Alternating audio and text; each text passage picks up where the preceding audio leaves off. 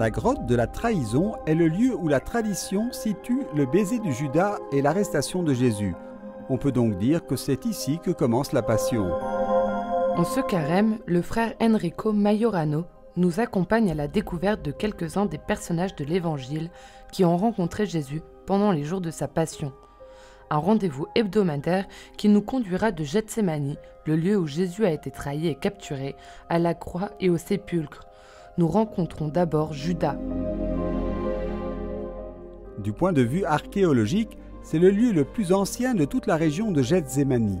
Le nom Gethsémani signifie « pressoir à huile ». Il est fort probable qu'un pressoir à huile ait été taillé dans la roche ici à cet endroit. Les graffitis et les peintures au plafond témoignent de la grande dévotion qui a toujours entouré ce lieu. Siamo al fondo della Valle del Cedron. Nous sommes au fond de la vallée du Cédron. C'était un lieu connu de Jésus et des apôtres. En fait, les évangiles nous disent que c'est là que Jésus est allé après la dernière scène. Et Judas connaissait aussi cet endroit, car Judas avait l'habitude de se retirer ici avec les 12.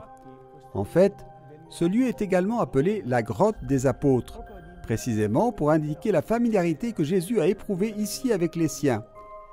Jésus était aussi avec le Maître depuis 3 ans. Et même si les évangiles le dépeignent immédiatement comme un voleur et un traître, il était en fait quelqu'un qui avait été appelé par Jésus. Certains sont allés jusqu'à l'appeler la grotte de l'amitié.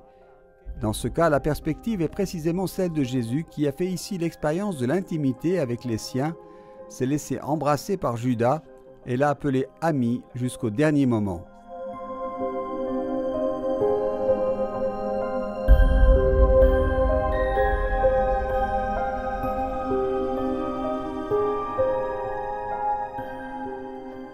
Un peu plus haut se trouve le jardin des Oliviers, où la tradition situe l'endroit où Jésus a prié. À quelques pas de là, se trouvent les pierres sur lesquelles Jésus a sué son sang, et qui constituent aujourd'hui la pièce maîtresse de la basilique de l'Agonie.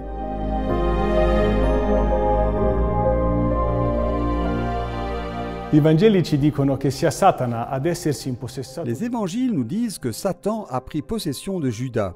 Sans doute une façon d'atténuer un peu sa responsabilité face à la grande culpabilité que ressentait Judas. En fait, Jésus lui-même s'est adressé à Judas avec des mots encore plus forts. Mieux aurait valu pour cet homme qu'il ne soit jamais né.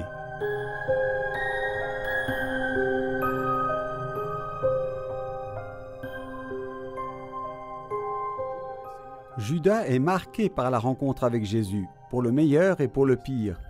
Même ses derniers gestes sont tous en relation avec lui. La tentative de rendre les 30 pièces d'argent pour le libérer à nouveau est le geste extrême du suicide. En fin de compte, je crois que la plus grande erreur de Judas n'est pas tant d'avoir trahi Jésus, Pierre l'a fait aussi, mais de s'être trahi lui-même. Il a oublié qu'il avait été choisi et aimé en premier par le Christ. Et à la fin, en oubliant cela, il a perdu la seule chose qui compte, son pardon.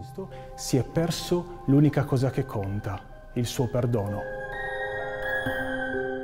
Dans la deuxième étape de ce voyage, le frère Enrico nous emmènera au début de la Via Dolorosa pour rencontrer Ponce Pilate.